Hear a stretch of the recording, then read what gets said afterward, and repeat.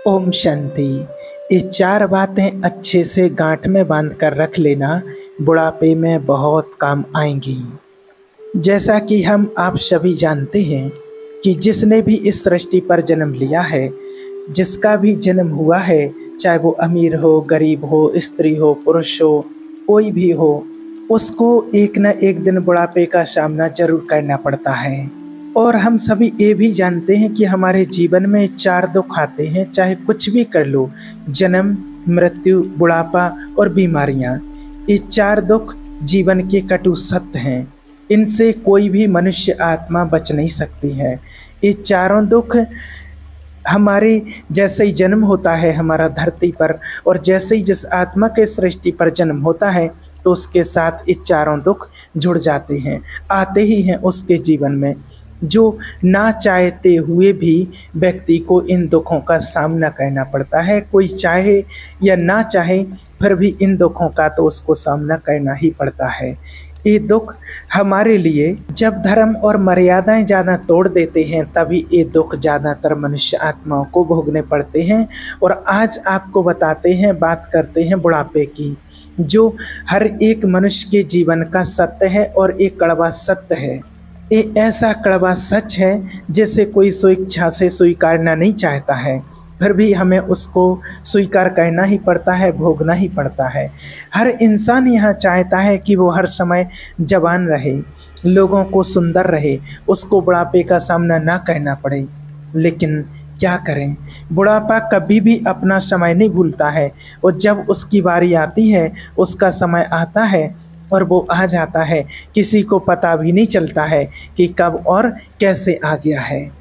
जिनको भी अपनी सुंदरता पर, अपने बॉडी, अपने रूप पर, अपने यौवन पर भी बड़ा अभिमान था, जो अपने रूप के गुमान में किसी को देखते भी नहीं थे, बात नहीं करते थे, किसी को गिनती में नहीं लेते थे, उन्होंने भी आज इसे स्वेच्छा से स्वीकार किया है।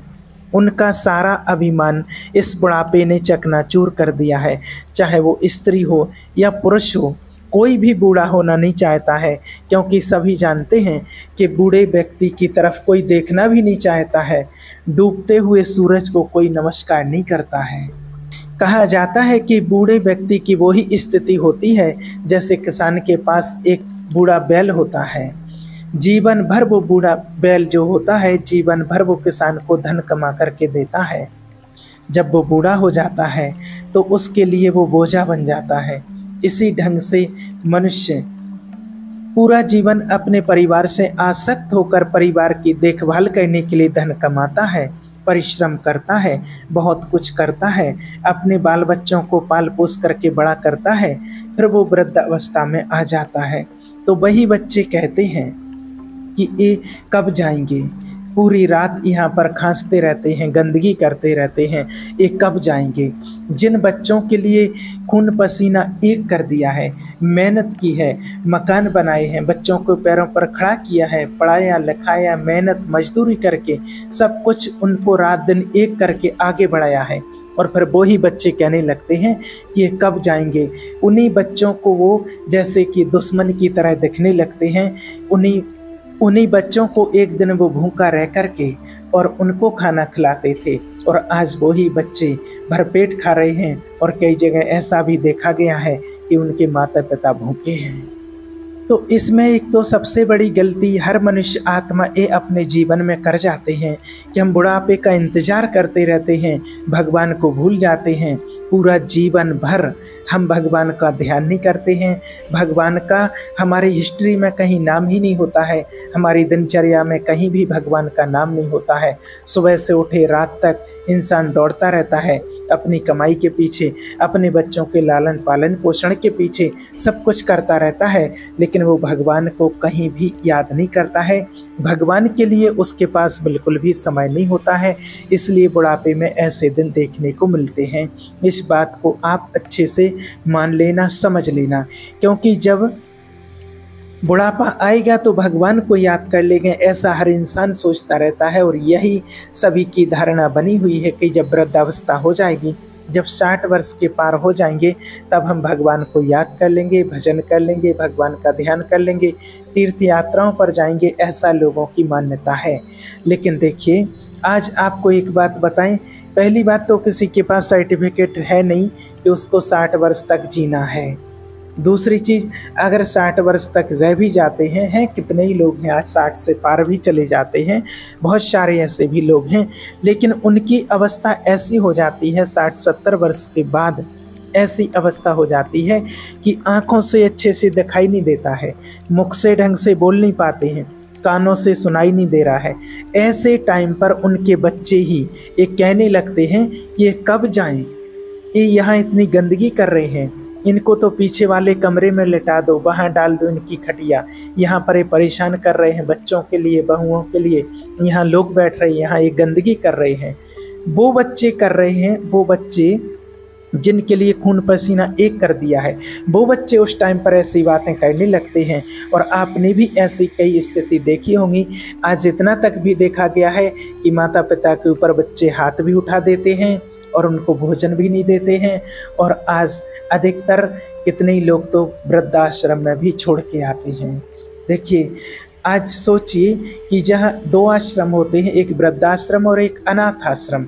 अनाथ आश्रम में वो बच्चे रहते हैं जो अनाथ होते हैं, जिनके माता पिता का पता नहीं होता है और वो ऐसे ही रोड पर कहीं भी छोड़ करके चले जाते हैं। तो वो अनाथ आश्रम है जहाँ अनाथ हैं, जिसका कोई नहीं होता है। दूसरा वृद्धाश्रम, वृद्धाश्रम में होते हैं बूढ़े बुजुर्ग लोग, तो वहाँ पर उनके माता पिता होते हैं जो बहुत रईस लोग होते हैं, पैसे वाले होते हैं, करोड़पति बिजनेसमैन लोग होते हैं। वहाँ उनके माता पिता पाए जाते हैं जिनके लिए बच्चों को खून पसीना एक करके पढ़ाया लिखाया बड़ा किया, और वही बच्चे अपनी पत्नी बहुओं के कहने पर उनको वृद्धाश्रम में छोड़ जाते हैं। तो सोचिए, ऐसी स्थिति बन जाती है वृद्ध होते होते।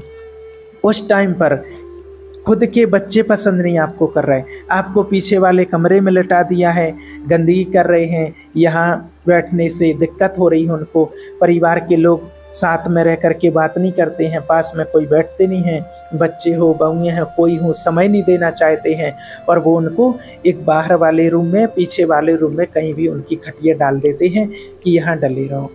अब आप खुद सोचिए, विचार कीजिए कि जिन बच्चों के लिए पूरा जीवन लगा दिया, जिनके पीछे ना तो आपने रात देखा है, ना दिन देखा है, ना अपनी भूख देखी है, ना प्यास देखी है, ना अपना शरीर का ध्यान दिया है, कुछ भी नहीं किया है, सिर्फ कमाई कमाई कमाई, और वो भी बच्चों के पीछे।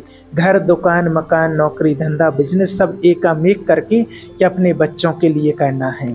और वो ही बच्चे आज कह रहे हैं कि ये कब जाएं, इनके लिए तो बाहर वाले रूम में खटिया डाल दो, पीछे वाले रूम में खटिया डाल दो। ऐसी या वृद्धाश्रम में छोड़ाए हैं, वो ही बच्चे जब पसंद नहीं कर रहे हैं, तो 60 साल के बाद जब ऐसी स्थिति हो जाती है, तो वो परमात्मा, वो भगवान उस टाइम पर कैसे पसंद करेगा। जब खुद के बच्चे पसंद नहीं कर रहे हैं, तो उस टाइम पर वो परमात्मा कैसे पसंद करेगा, जिसके लिए पूरा जीवन लगा दिया। जब वो बच्चे पसंद नहीं कर रहे हैं, तो उस टाइम पर वो परमात्मा कैसे पसंद करेगा, जिसके लिए आपने पूरे 24 घंटे में से 1 घंटे का भी समय नहीं निकाला है, तो वो उस टाइम पर कैसे पसंद करेगा। आप खुद विचार कीजिए। इसलिए अगर आप चाहते हैं कि बुढ़ापे में कष्ट ना हो, बुढ़ापा हमारा शांति से निकल जाए और हमें ऐसे कोई कष्ट ना देखना पड़े, तो आप अभी से जिस प्रकार से अपनी सारी दिनचर्या का कार्य करते हैं अपने लिए, अपनों के लिए, उसी प्रकार से थोड़ा सा समय निकाल करके आप अभी से भगवान का ध्यान शुरू कर दीजिए। भगवान को भी एक अपना हिस्सा बना लीजिए कि उसके लिए भी हमें थोड़ा सा समय निकालना है, उसको याद करना है, सत्संग सुनना है, परमात्मा की वाणी सुननी है, उसके पास हमें जरूर जाना है।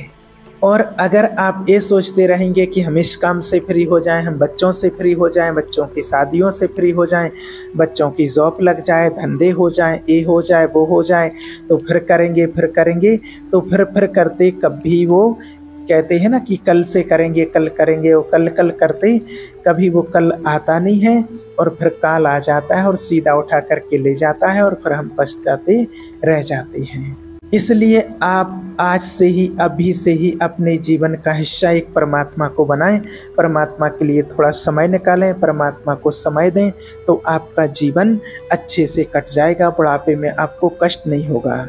और देखिए, कई देशों में आज ऐसे ही वृद्ध लोगों के लिए वृद्धा आश्रम बनवा दिए गए हैं, और कई देशों में तो बूढ़े व्यक्ति को मार दिया जाता है और मारने के बाद उनके लिए बहुत बड़ा उत्सव मनाया जाता है। क्या करें, वृद्ध लोग बोझा जो लगने लगते हैं, उनको हर समय कुछ ना कुछ बोलते रहते हैं, बकते रहते हैं।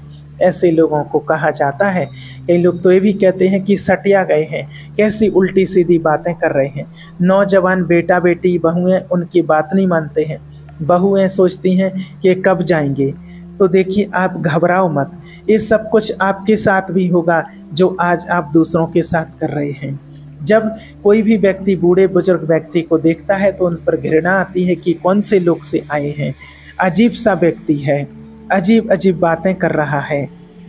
अरे आप भी होश में आ जाओ, अभी वो बूढ़ा है और पहले आप ही की तरह स्वस्थ, जवान और हेल्दी था, अपने हाथों से सब काम करता था, आपको पाल पोस कर किसी व्यक्ति ने बड़ा किया है।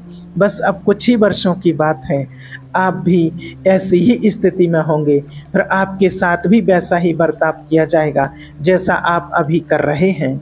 उसे कोई भाव नहीं देता, बूढ़े व्यक्ति को उसकी कोई इज्जत नहीं करता है। शरीर बूढ़ा होते ही बीमारियां घेर लेती हैं, ऊपर से परिवार वाले ठीक से बात नहीं करते हैं। शरीर कमजोर होने के कारण स्वयं तो व्यक्ति कुछ कर नहीं सकता, अब तो बस सुनना ही सुनना रह गया।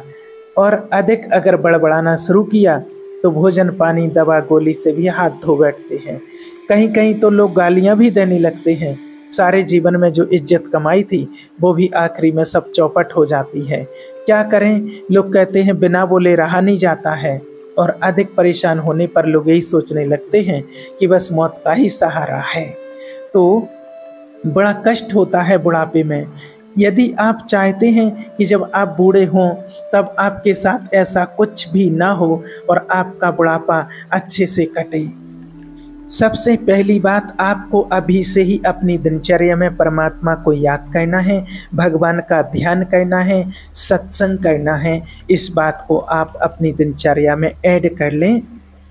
आप बुढ़ापे का या वृद्धावस्था का इंतजार ना करें कि वानप्रस्थी जब हो जाएंगे तब हम कर लेंगे। अगर आप चाहते हैं कि बुढ़ापा अच्छे से कटे तो इस बात को, पहली बात, आप विशेष ध्यान में रखें और निकम्मा बन कर के ना रहें। जो भी बनता है थोड़ा बहुत अपना काम करते रहें, जितना बन पड़े उतना कोई ना कोई थोड़ा थोड़ा ज़रूर करते रहें, जिससे सब लोग आपकी उपयोगिता समझते रहें। दूसरी बात है कि बुढ़ापे में कम से कम बोलना चाहिए, जितना ज़रूरत हो उतना ही बोलो। ज़्यादा बोलने से शक्ति और बुद्धि दोनों क्षीण होती रहती हैं, इसलिए लोग आपको इज्जत नहीं देते हैं। इसलिए भगवान ने कहा है, कम बोलो, धीरे बोलो, मीठा बोलो, जितनी ज़रूरत हो बस उतना बोलो। तीसरी बात है, बिना मांगे किसी को आप सलाह मत दीजिए। अगर आपके परिवार वाले आपसे कुछ पूछने के लिए आएँ तभी आप उनको सलाह दें, उनको सही मार्ग पर ले जाएं।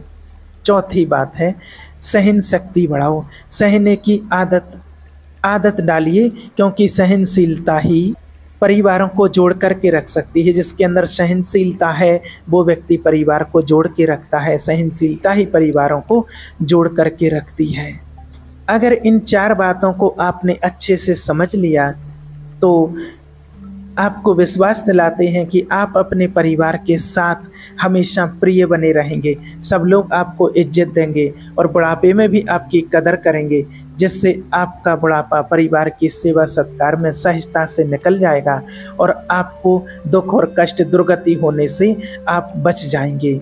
इसलिए जो सबसे बड़ा सहारा है, जब सारे सहारे टूट जाते हैं तब हम उसको याद करते हैं, भगवान को। तो इसलिए उसको पहला सहारा बनाइए और उसको ये इंतजार में नहीं रहिए जब वृद्ध हो जाएंगे बुढ़ापे में उसको याद कर लेंगे। नहीं, अभी जैसी भी अवस्था में है अभी से ही आप उसको अपना सहारा बना करके चलते रहें तो आपका बुढ़ापा अच्छे से कट जाएगा।